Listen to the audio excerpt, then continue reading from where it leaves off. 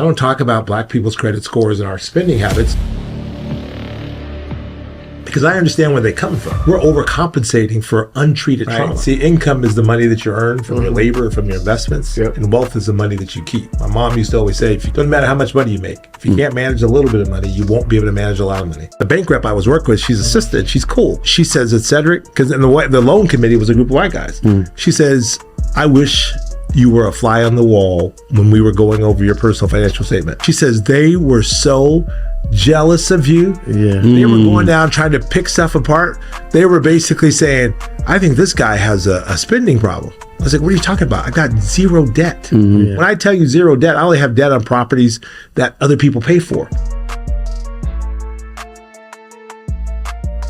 What's up, everybody? Welcome back to another episode of the Melanin Money Show. And if you've been a long-time listener of our show, you know that we always ask a very important question at the end of the show, which is going to make this show that much more impactful because we are sitting down with someone who is known as the Millionaire Mentor. Cedric Nash is a serial entrepreneur, investor, and founder of the Black Wealth Summit. He's built Oakland Consulting into a 90 million plus enterprise IT firm serving government and Fortune 500 clients, and is the author of Why Should White Guys Have All the Wealth and the Millionaire Money Moves Guide. Starting from humble beginnings with a $36,000 salary, Cedric set a plan to reach millionaire status by 32 and did it in just 7 years. Today, he's committed to showing African Americans how to achieve destination millionaire through time-tested principles of saving, investing, and ownership. Welcome to the show. Hey, happy to be here. I feel honored. No, we feel honored. That was an amazing intro. Yeah, glad to have you. It was easy to make, right? When you've done so many amazing things. So glad to have you on the show. Yeah. So the first question I have for you is, you wrote the book of Why Should White Guys Have All the Money, and I thought that was such a bold title for a book. And I just want to start there. Like, why don't the Black community have the amount of wealth that we should versus our Caucasian counterpart?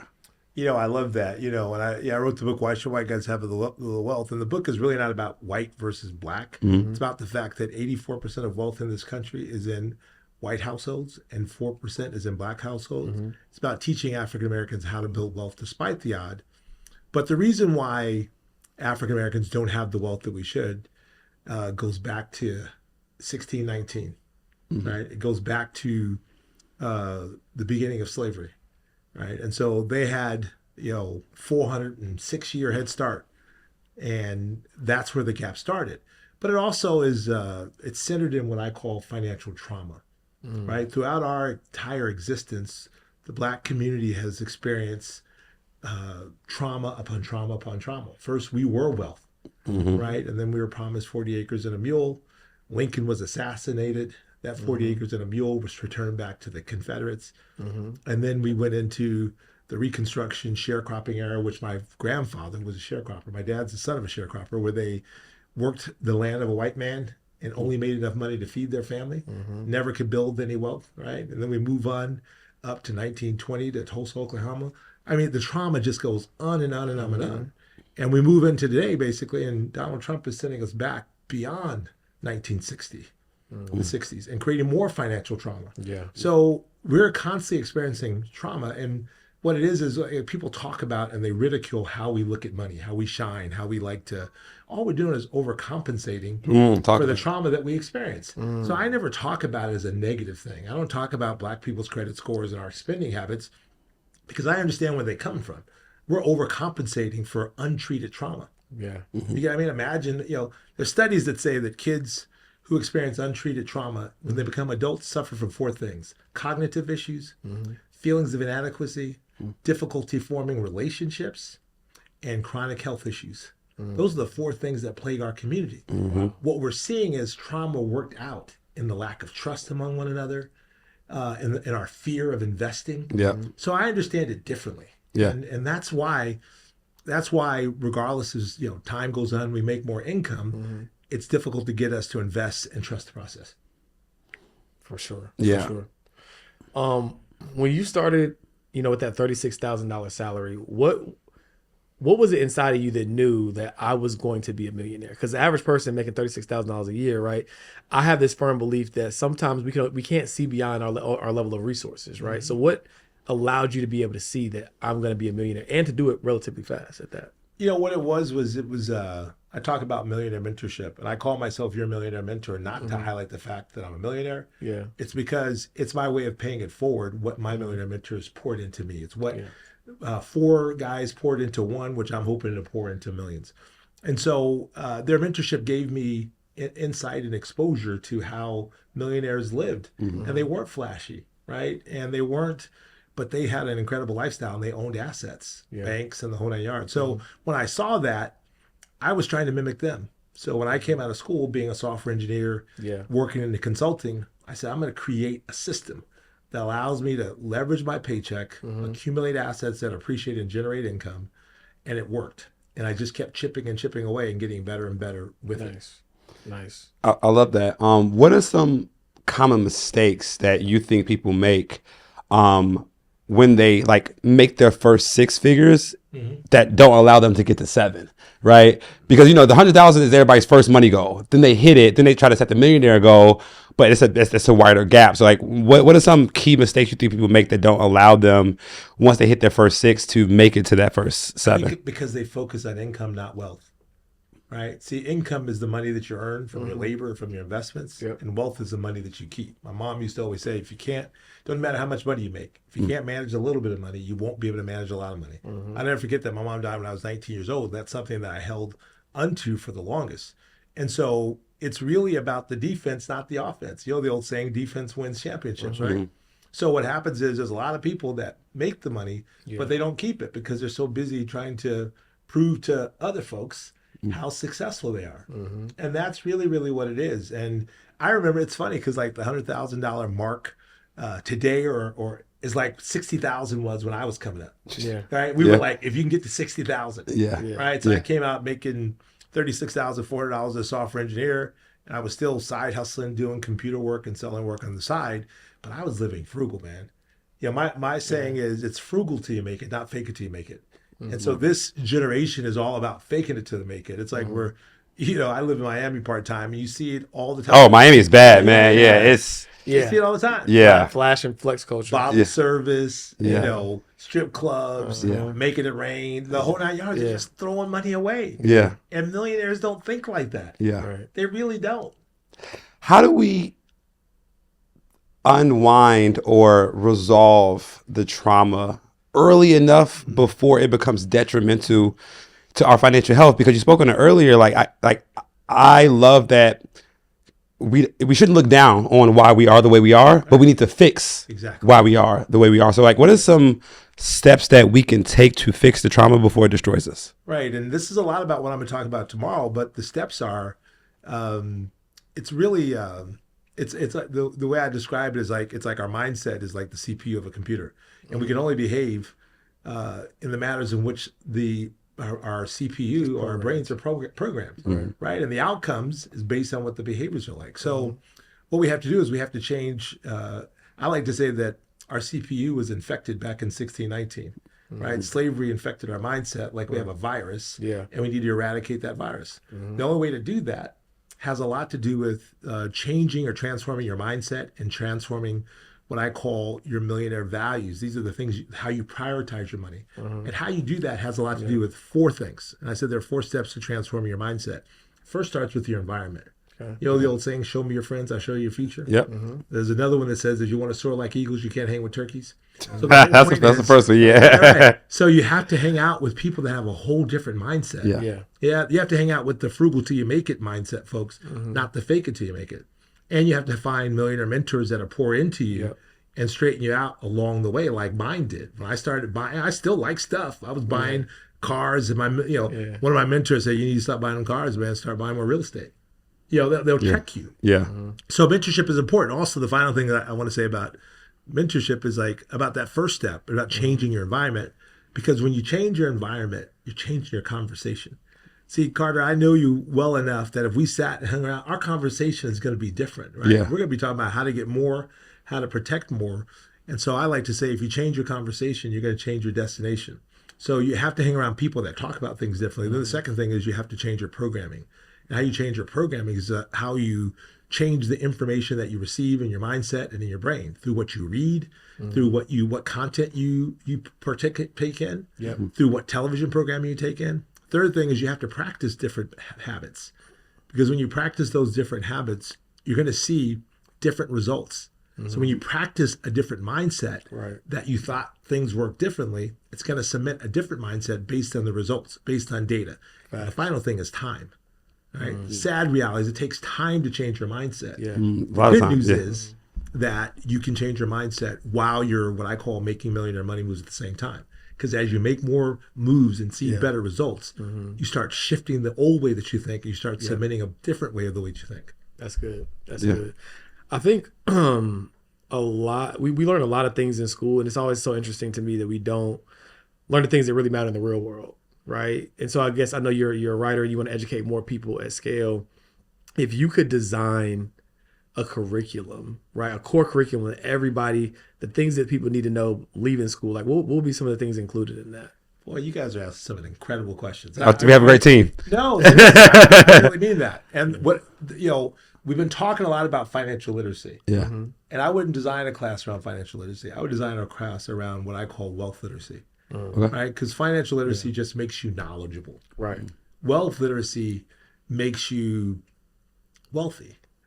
Another way of looking at that, see, financial literacy will teach you about budgeting, about compounding, about all these different things you can do with money. Yep. But wealth literacy teaches you about how do I increase my net worth?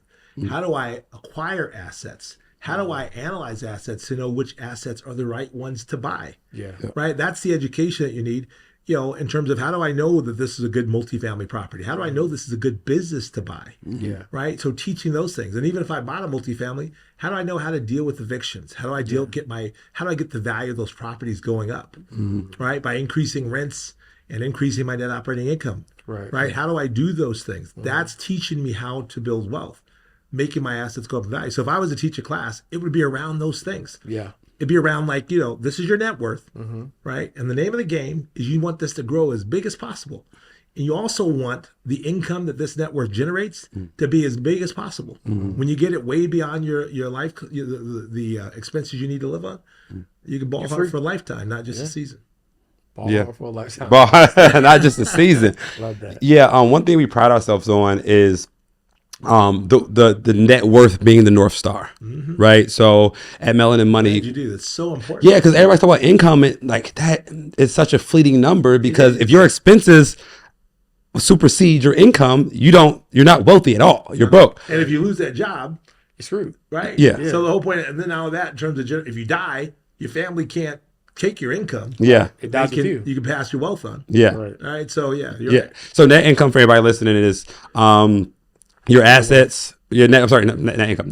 Your net worth is your assets minus your liabilities, which is the number that you should be tracking. And one thing that we do well at Melanin Money, we actually award our clients for hitting their net worth milestones, not their income milestones, their net worth milestones. And last year, how much did we help our? Last 12 months, 244 million. And increased net worth. I love that. And it's because this is George's idea, so I want to take his.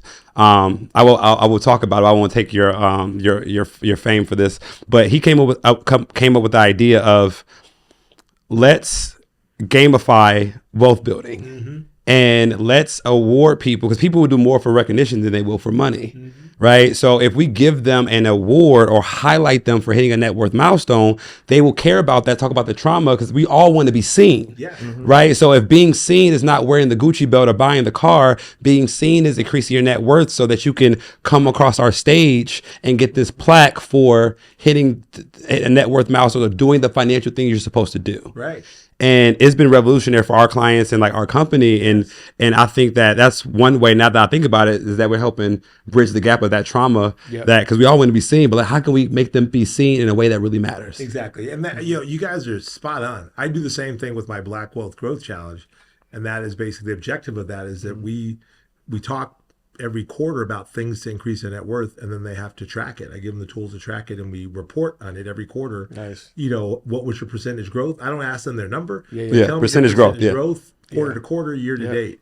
And we we recognize the people that are the top three winners there. But that you guys are spot on. It's so important, and that should be I tell people this, all the time, is that if you focus on building up your wealth, I think about Robert Smith. He's a frat brother of mine. I met him one time thanks to Troy and Rashad. And I think about him because a lot of people didn't hear about him until he paid off the student loan debt of the Morehouse graduates. Yeah. Right? And then he started spending money on public relations because he was going around in rooms raising money and they hadn't heard about him. Yeah. So he started spending money on public relations. But I think about him. And when your net worth gets so big, or when your net worth gets so big, they can't help but see you. Yeah. Right. You follow me? That's the biggest flex ever. Yeah. Wealth, right? Yeah. Not you self-promoting yourself. They can't help but see you. I'm telling you, that's the biggest flex. It's bigger than than showing off cars or showing off houses. It's the biggest flex because most super rich people, you don't know what kind of car Robert Smith drives or has. Right. Yeah. You don't know what kind of car Bill Gates has or drives. You don't know what Jeff Bezos, but you know for sure that their net worth is in the billions. Yeah. And that's all you need to know.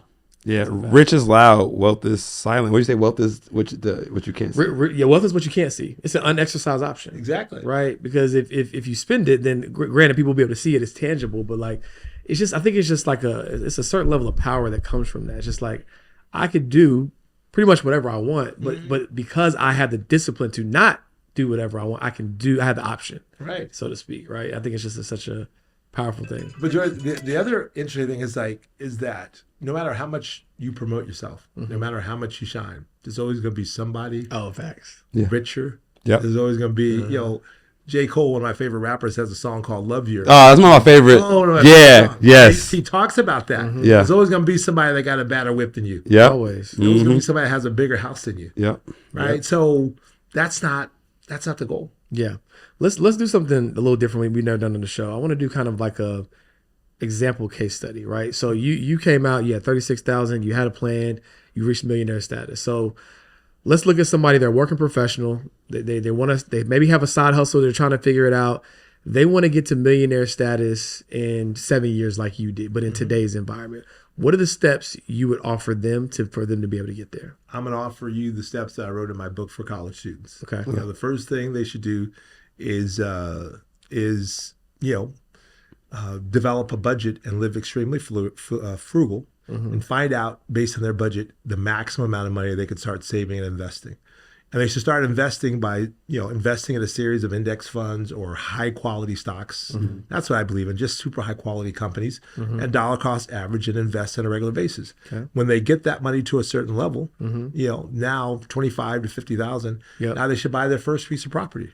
That first piece of property shouldn't be what I bought. I bought a condo right out of college. If I was to do it all over again, I'd buy a duplex or a fourplex because the requirements for a duplex or a fourplex is the same for a single family home, right? Yeah. You can get that with this very little money down. And I would rent out every possible thing I could. If I'm single, I'd rent out all 3 apartments and I'd rent out the spare bedroom in my apartment. Seriously, I'd rent everything and I would live rent free. Yeah. Right? You would make cash flow at that point. Yeah. Exactly. Yeah. And then I would continue to save and build upon that because that's going to grow your net worth a whole lot faster. Yep. I would put my debt on autopilot. I tell people that you should invest your way out of debt, but that don't mean that you ignore your debt. You prevent your debt from going up. Yeah. You put it on autopilot. You could use the snowball approach to tackle the debt with the smallest value first and just continue that on until you get out of debt. Okay. And that's exactly what I do. And then I would consider what path of wealth I really want to go. I talk about this in my book. There's only really 4 paths. It's either entrepreneurship. Everybody's at the door. That's why. Sorry. It's either entrepreneurship. It's either real estate. It's either stocks and bonds or private equity. Period. There's no other way. Everything else falls into those 4 categories. So I'd figure out what direction do I want to go. Do I want to be an entrepreneur and invest in stock? Right? Or do I want to keep my job and then just continue to kind of grow my wealth? And so if you continue to identify assets as you continue to grow your available capital along the path that you want to, it's not a matter of if, it's just a matter of time that your net worth becomes over $1 million. And that's really what I did. I came out, I bought a condo. 3 years later, I bought a home, right? And I was married at the time to my kid's mom, and we got married right out of college because I was excited about double income, no kids. Yeah. Right. So we were putting that money to work, man. I was probably a little too intense Yeah. because we didn't even take a honeymoon. It was like we paid cash for the wedding, and we bought furniture, cash, and we just kept saving. Yeah. And we lived on a very tight budget, man. I was frugal. It's crazy. Yeah. So that's really people. I know that's not sexy or stylish. Yeah. But it works. Yeah. But I mean, it's the same thing. And even if you want to improve your health, right? It's like people are looking for all the fad diets. Is like you have to eat less than you burn, right? You have to be in a calorie deficit. Like, no, it's not sexy, but it just is what it is. You know what's so powerful about that statement? I can see you guys are both in the gym and fit. Is that, and you know this to be true, you can completely change your body within 6 to 9 months of extreme exercise and diet. Yep. Right? You could completely 12 weeks. Honestly. Yeah. But you could make a major transformation. Yeah. For sure. The problem is becoming a millionaire could take you 5 to 7 years or more. And that's why it's so hard, because you've got to be disciplined. You've got to sacrifice. You've got to live frugally for 5 to 7 years until you get there. Yeah. And most people fall off before they get there. You said something I think that most people might miss, though, is the extreme part, right? Like, while some people might say don't go extreme because it's not sustainable, the value in going extreme, even for a short duration, is you can see the tangible results faster, which will motivate and inspire you for the duration. Right. Right. And so it's like, if you can go extreme, it's unconventional for most people. If you can go extreme for a period of time so you can get those results, that's what's going to be inspire you to be able to stay in it for longer. And most people are just unwilling to go extreme. But what's interesting about extreme is that people always talk about discipline. And I don't necessarily believe in discipline. I believe that discipline is forced.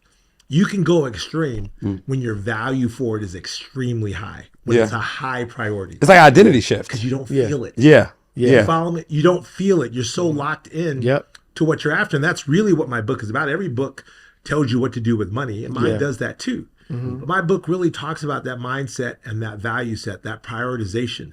Because in our lives, we got different values. They're compartmentalized. We got health values. We got spiritual values. We got family values. Right? We got money values. And depending on each one of those compartments, the ones that gets the most attention among those categories are the things that we're successful at. Right. And so the reason why people aren't successful at money is that they don't value it enough. They treat it like a toy. Yeah. Right. When it's a Like, tool. 'cause if you did, you could not go to Booby Trap in Miami and throw away thousands of dollars. People don't value. You couldn't. Yeah. I mean, it's serious. I laugh and joke with people. I say I go there as a sociology experience to see how much money these brothers are going to throw away. I would go to the bar and sip on one drink at a time. By myself or with a group of friends, just watching the experiment. And while they're making it rain on the holes, I'm picking up off the floor. I think I'm Jermaine, recycling on the holes. I'm like, I'm spending a dime. I think Jermaine Dupri recently went on record saying that he would spend, like, I can't remember the exact dollar amount every week. I don't know, it was like $10,000 a week or something like that. At the strip club in Miami. I'm like, bro, $10,000 for years, over a decade. People are amazed at Are it. praising that. It's like there's a song that says I got money to burn. It's like it just makes us like we're that rich that we could throw money away. Right. I don't know any. Jeff Bezos wouldn't go to the freaking strip club and throw that money away. Here's why. We understand the opportunity cost of doing so. If you put $10,000 a week into a calculator that shows you how much $10,000 a week invested in a high index fund at 10, 11%, how much that would be in 3 years? We know how much that would be. So like, it's not $10,000 today. It's 3 million over 3 years. You know what I'm saying? Like, and so because we know that and we can do the math on the opportunity cost, we avoid it, but everybody doesn't do that. That's why they value it. What happens is these brothers get up on that stage and they feel like they're a boss. For everybody's watching 90 seconds. for 90 seconds. It feels they get an adrenaline. Right? And it's because they value that. That's high on their value list. It's like looking wealthy is more important than being wealthy. And see, when being wealthy is more important than looking wealthy, then you put the money on actually being wealthy and you don't give a damn what people think about you. Because it's funny. I go to the bank on my little scooter. I have a little Vespa scooter in Miami that I drive around. I bought it because Art Bowser, you couldn't get nowhere. Yeah. So you see this big old 6'2" linebacker sized dude rolling around in a Vespa and a pair of shorts and a Nike tank top, and I may go to the bank to do something, and it is just hilarious because I go there, I put in my code, and all of a sudden they look at you and they're like, "Oh, Mr. Nash, what do you do?" You start see the zeros and they start asking all those questions. But the whole point is because they don't. I don't look like I don't go in the bank wearing Gucci or wearing. I got that stuff, but I don't go in there trying to impress anybody. So it's really about values and priorities. That's what I'm trying to do with my community. I'm trying to get us to reshift our values and priorities. Get to redefine what success looks like. The way I like to think about it is like from two frames, right? It's like in school we learned like the order of operation. Was it PEMDAS, parentheses, exponents, multiplication, whatever. The real order of operation is when you get that money from your earned income, investing the money, right? And ultimately the investments can take care of you, right? But I think the other piece of it is when we can shift the narrative and show people, someone like yourself or a CPA or a wealth manager or people who are able to do the things that are attractive to them, but they realize like, oh, wait, I don't have to be an entertainer. Right. I don't have to be an athlete.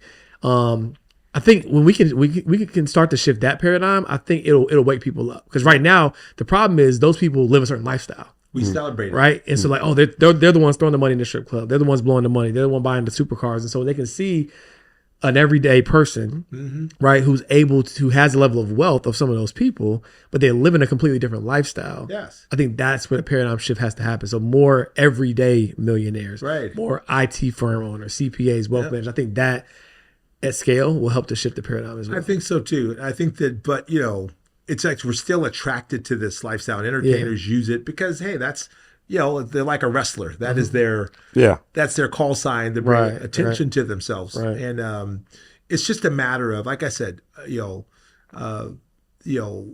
I talk about trauma and how, how we're overreacting,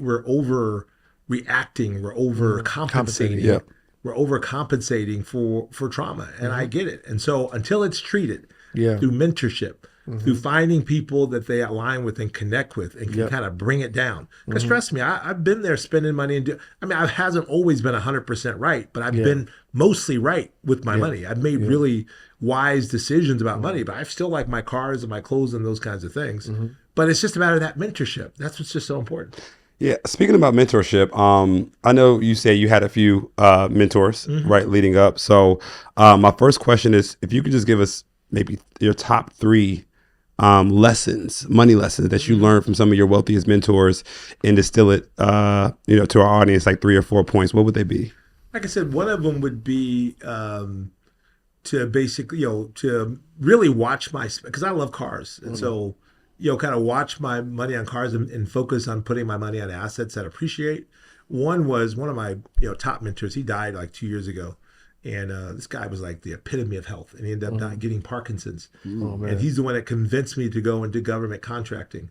I think the other thing was that it's like, listen to your mentors. A lot of times they'll tell you stuff. Just like I know you're fit all the time, and people be asking you, how do you do it? What do you do? They don't want to listen. Yeah, you tell them, they they're don't like, follow. Well, I don't want to do that. It's like, why'd you ask? They want to do what's comfortable. Yeah. And what they have to understand is their mentor is going to give them advice that they're going to doubt, that they're not going to want to do. But I just urge you to just try it.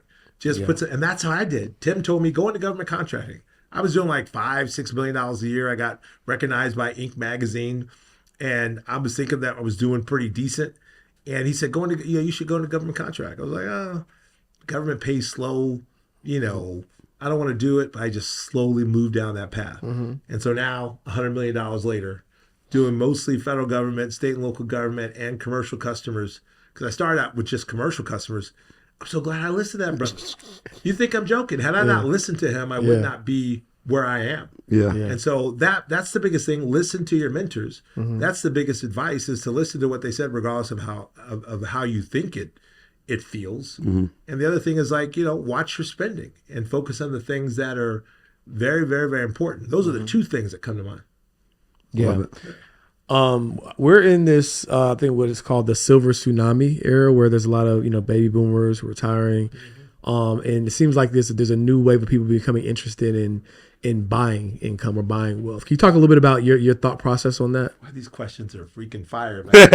No, I love it because these are things I think about and talk about all the time. I think that there's a real opportunity there, but I think that there's a lot of people that there's a lady on podcast that's constantly saying buying business. I think that in some ways they're not being truly honest about the challenges of that. Yeah. Now, some people may consider me negative because I call myself the real deal. I'm going to tell people the real, unfiltered truth.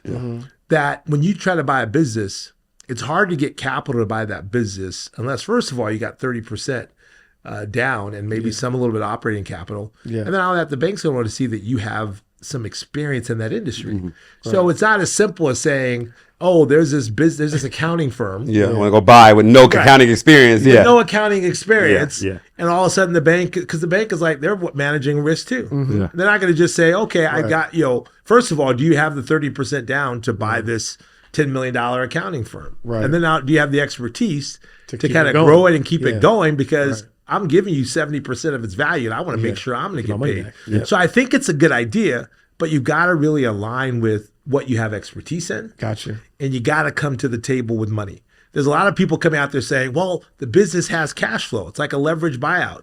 I can leverage their cash flow to pay back the bank. Well, the bank is like, that's not enough, right? I need more. I need you to have some skin in the game. I can't just allow you to leverage the fact that this company is making a $1 million in EBITDA and that now that $1 million in EBITDA is going to allow you to pay back the $500,000 a year in debt, right? And you're going to have I'm just not going to trust that. Yeah. So you're going to have some skin on the table. So I believe that is a viable way. And I'm hearing a lot of people say the baby boomers, like myself, I'm on the tail end of the baby boomers, are getting out and they want to sell their businesses. That's true. Getting those businesses is a little bit challenging. And you just got to do your homework. You got to be prepared. And you got to basically have some capital. Yeah. Right. So you can't oversimplify. You can't think it's just, there's a business for sale. The same way I would go to the mall, I can just buy this business. Exactly. Gotcha. Understood. Yeah. And I think it's important to show people the good, the bad, and the ugly, right? We want to show them that there is an opportunity There's there. opportunity. Right, which is great. Focus on opportunity. But then letting them know that they're going to be challenged, just like anything else, with pursuing that opportunity. Yes. But as long as you know the challenges now, you don't get surprised by them later. Yep. Conception works better. Like, for example, you guys have an accounting firm. If you were to go buy another accounting firm, the banks would be like, that makes sense. Right? Yeah. We're just expanding. Yeah. Right? They're going to be able to see what you've done with yours, see the capital you have, and say, this makes sense. But, if I was to buy an accounting firm, even though I'm an experienced business person, I would, and I have the cash, they would be reluctant. They want to see my resume. Right. They want to see what have I done in the space because their capital's on the line. Yeah. So it sounds like people are discounting or underestimating the fact that they need to at least have experience in that area. They do. Right. You can buy an asset or you can buy a business, but you need to at least have some experience in there if you want it to be a more streamlined process. That makes sense. Exactly. It's funny because I dibble a whole bunch of stuff and I'm doing salon studios. Okay. But I buy buildings. Gotcha. So I buy the building. You told me you bought like a big one recently, right? 16,000 square foot building. I just got my funding for it. It's in the Maryland, D.C. area. Nice. And it was an old medical office building. I bought several buildings. I've got them pipeline. So when I roll them out. So this one's about to roll out. But I built one in an existing building where my office is now. A little small one that has 8, just so I can prove out all the systems and all that. And those 8 covered my mortgage on my office building. Now I got 5 more years and the office building's paid for. Nice. But the thing about it is the bank was a little bit, one bank was reluctant and says, we'll do it, but you're going to have to secure it 100% off your cash. And that pissed me off. Because if you read my book, my whole point is I want to empower our community to where they can go to the bank. This is a line in my book. You can go to the bank and ask for the best terms at the best interest rates. And that you're not going to just accept anything. Right. Like we did during the housing crash. Right? They put black folks who are qualified for conforming loans and put them in subprime loans. Right. And that's what caused this big problem. These are people with great credit scores. But my whole point is I want to empower our community so you know what you're capable of. Right. And so they pulled that on me. And there's a bank that my business banks with, right? We got hundreds of millions of dollars that roll through that account. I basically said, no, that ain't going to work. And I'm going to move my banking business as a result. I'm not going to borrow my money secured it by my money Yeah. for you to get 7% The interest. And I have several properties that are in the geographic region that are paid for. That covers the amount of the loan that you could leverage From collateral standpoint. as collateral. Yeah. So I said, I'm willing to put up half of my cash and use the other half for my properties, even though I have enough properties to cover it. Yeah. So I went to another bank, and the other bank are doing it 100% off collateral from my other businesses. Right? They're not even putting a lien on my cash. Yeah. So my whole point about that is that you got to be empowered. You got to understand the game, and if you do, and you know what your rights are, then you can go find the situation that makes sense for you. Facts. I don't play with the banks. I'm like, and I never get turned down. It's like when you know your position and you know how strong you are, you actually can operate in that. Yeah. Facts. And we talk about the Facts. banking system like all the time, to our clients and our students, like, how is the banking, like, you have to understand how wild the banking system is, like, really think about it. Like I'm going to give you Gangsters, not gangsters. Yeah, it's not wild. It's It's gangster. Like talk about you want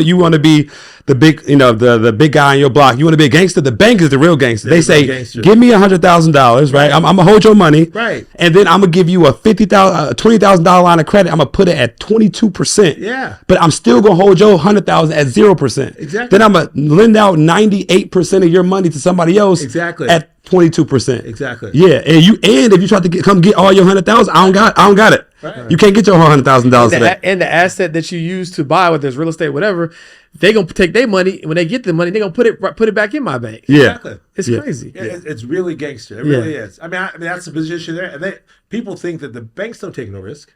Yeah. They do. They do for the others. Yeah. Right. They'll do these big old projects. They'll do for certain orange people. Yeah. They'll put themselves over their skis. You got me, and get in trouble. Yeah. They'll do that for them. Yeah. They rarely will take a risk for us. And what I mean by that is they're going to have their assets protected. They're going to have them covered somehow, some way. Yep. And this bank, seriously, the previous bank, I paid for the building cash. I had no mortgage on the building. The building was worth $2 million. I got it for $925. Right. And so they didn't even want to take into account the equity in the building.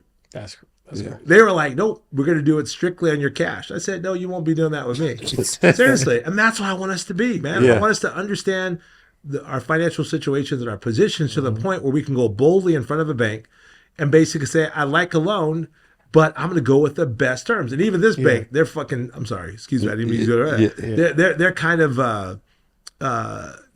like, kind of like this dude is like too much because I'm asking for everything. Because they were like, well, we want 1.2 million in the account, in the interest account. I said, why do you need 1.2 million?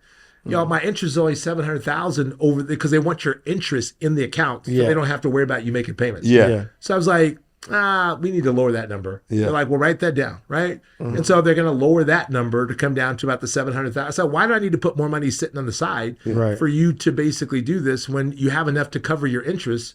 So it's like you have to fight for everything. Yeah. But if you're not educated enough to ask those questions, then they'll get away with. And that's They'll get away with it. And it's funny. Just last night we were talking to some prospective clients, and a part of what we do is while we have the done for you component and we provide the accounting and the wealth management services, we still educate and empower them. We're like, I just want you guys to do it. I just want you guys to do it. And the thing we kept pushing back on is like, that's the issue. That's the problem, right? You have to be empowered. We're not walking in the bank with you to have that conversation. Right. Now, granted, you can always come back and say, hey, is this right? But you need to have that level of empowerment, Exactly. right? So that you can make informed decision, right? We wouldn't be great advisors, mentors, whatever you want to call us, if you had to be completely dependent upon us. Right. We want you to have a level of self-sufficiency. Yes, we can help you through the process, but I think that's the part that people miss. They have so much time to do everything else, but they're too busy to build wealth. Right. They're too busy to learn the principles that really matter. But you got time for everything else. Exactly. Right. You've got to know what your rights are and what you're capable of, and that's going to save us from making mistakes. But it's funny, I was laughing when you're talking because the bank rep I was working with, she's a sister and she's cool, and she says it's Cedric, because the loan committee was a group of white guys. She says, I wish you were a fly on the wall when we were going over your personal financial statement. So I wish you were. She says they were so jealous of you. Yeah. They were going down trying to pick stuff apart. They were basically saying, I think this guy has a spending problem. I was like, what are you talking about? I've got zero debt. Mm-hmm. When I tell you zero debt, I only have debt on properties that other people pay for. Yeah. Which is like 2. Everything else is paid for. All my buildings are paid for. All my condos, my yachts paid for. Everything. Oh, he's got a yacht. Oh, he's got a Ferrari. He's got these watches. And I've got liquid cash. I don't need their money. Yeah. I could do the deal on my own. Yeah. And they were just going down picking this apart. And so I wasn't surprised when they basically came back and said that they will give me the loan off of my own money. Yeah. I was like, what kind of fool do you think I am? Yeah. And so that's really what I want my people to do is get yourself in position. Get your personal financial statement and net worth statement right. Yeah. And then when you want to make a move, go boldly in front of a financial institution and ask for the best, and don't stop until you get it. And if they won't get it, go to somebody else until they will. Facts. Because your deal represents a great deal. My deal represents a great deal. There's no risk for them. Yeah. And all of that, I told him, I said, you know why I have no debt? And you know why, I'm liquid in cash? Is because in the event something happens that I don't expect, you could be for darn sure I'm not going to foreclose on this. There ain't no way in the world. So y'all gonna have this asset that I just worked hard discovering? You got it. There is no way in the world I'm giving this up. Yeah. I will pay you off Yeah. before I run into problems. Yeah. You get what I mean? So that's just how I operate. But it's all about starting with being frugal even when you start making a lot of money. Back, and then you just compound that habit as time goes on. That's exactly what you do. Love that. So something else that comes to mind is, so obviously you built your active income in the tech space, right? IT. What are some other career paths? Because at the end of the day, you can't get the passive income if you don't have the active income, right? Right. What are some career paths that you like that people could take who are on this journey of wanting to be frugal, leverage their active income to build wealth? What are some things that interest you? Yeah, I think the hot careers, definitely healthcare. People are living older and longer, and they're always going to need healthcare workers. Yep. That's a super hot area. But the other area that's really interesting, it's kind of along the lines of tech. And it's really kind of like data science and being able to, because we got loads of data out there. And to be honest with you, AI needs good quality data in order to do what it does. And I think data engineers and people on those lines, and it's kind of along the lines of analytics, but AI is kind of taken over where analytics was, but it's really understanding data.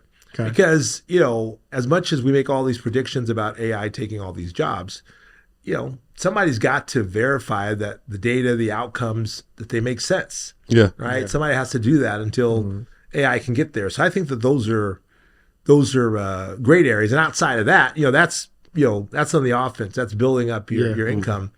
I love real estate because they're not making no more land, as you know, and the birth rate is higher than the death rate. So there are more people coming into this world than are going out. Yeah. So that means that there's always going to be a higher demand for a place to live. Yeah. And so I think that that's always a great thing. And plus, you got to hedge inflation. So, you can get rental increases. And if you guys own rental properties, if you're not getting your 5 or 3% increases, you're not being wise. Yeah. So you got to keep that money ahead of inflation as inflation is real and continues to grow. Awesome. Love it. Well, this episode was jam-packed, full of millionaire gems, millionaire moves. For sure. And one of the final questions we love to ask our guests is, what does being a Melanin Millionaire mean to you? Yeah, I love that. Great question. It means everything to me, man. And it's not about the money. It's about the inspiration for the young brothers and the young sisters, and being able to pay it forward, right? Because in terms of my millionaire mentors, that's all they asked of me. They asked me to pay it forward. They asked me to basically give back. And so I look at the work that I do in terms of writing books. And I dreamed of having this time in my life where I can write and educate and inspire as a way of giving back. Because I look at it as a way that 4 poured into 1, that 1 can pour into a million. And I'm hoping that once they get there too, that they continue to pay it forward. Yeah. Because that's how we're going to close the racial wealth gap. We're going to close it by being real about and being honest about where we are financially and doing something about it. And being able to have mentors that will help guide us along the way. And you got to be serious. There's a lot of people who want the advice, but you say don't want to do the work. But for the ones who do want to do the work, love to be able to inspire them and get them going down the right path. Absolutely. Well, appreciate you for coming on the show and dropping so many gems, man. Yeah. Appreciate being here. Yeah. Until next time, guys. Peace out.